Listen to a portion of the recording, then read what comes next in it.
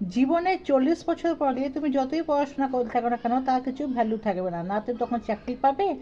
আর সময়ের শেষে যখন তুমি সবজিওয়ালার কাছে বা চায়ওয়ালার কাছে গিয়ে দাঁড়াবে, তখন তুমি এক সময় নিজেই জানতে পারবে যে ওরাও তোমার থেকে বেশি রোজগার করে, তাই ওইসব ভেবে একটু মনটা দুঃখ লাগবে।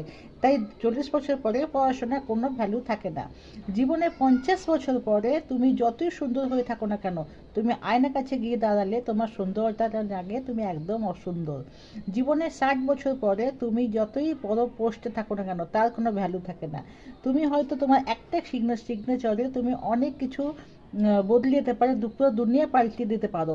কিন্তু 60 বছর পরে যখন তুমি রিটায়ার করে নাও, তখন ওই অফিসেরই যে থাকে বাইরে পাহারা দেয়, সেও তোমাকে দেখে একটা নমস্কার করবে না।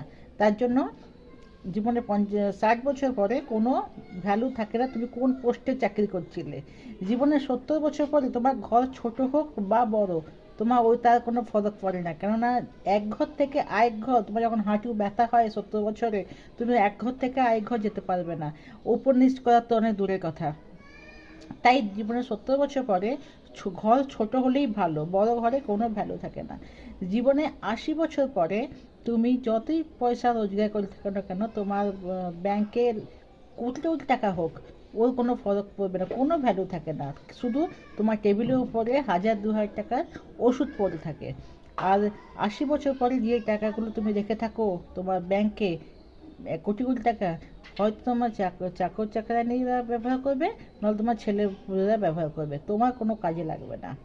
তাই জীবনকে সবসময় এনজয় করো। তোমার টাকা রোজগারের সঙ্গে করেও টাকা রোজগার করো, তার সাথেও তুমি এনজয় করো, জীবনকে এনজয় করো। টাকার পেছনে সবসময় দৌড়িও না।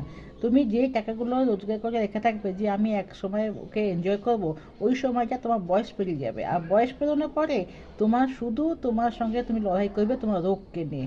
বয়স হয়ে গেলে রোগ রোগ বাসা বাঁধবে, আর রোগের সঙ্গেই তুমি লড়াই করবে তোমার শেষ জীবন অবধি। তুমি টাকার কোনো তুমি এনজয় করতে পারবে না। তাই এখন থেকে শুধরে যাও, তুমি টাকা রোজগার করতে করতে জীবনটাকে এনজয় করো। জীবন একবারই পাওয়া যায় বন্ধু, তার জন্য টাকার পেছনে একদম দৌড়িও না।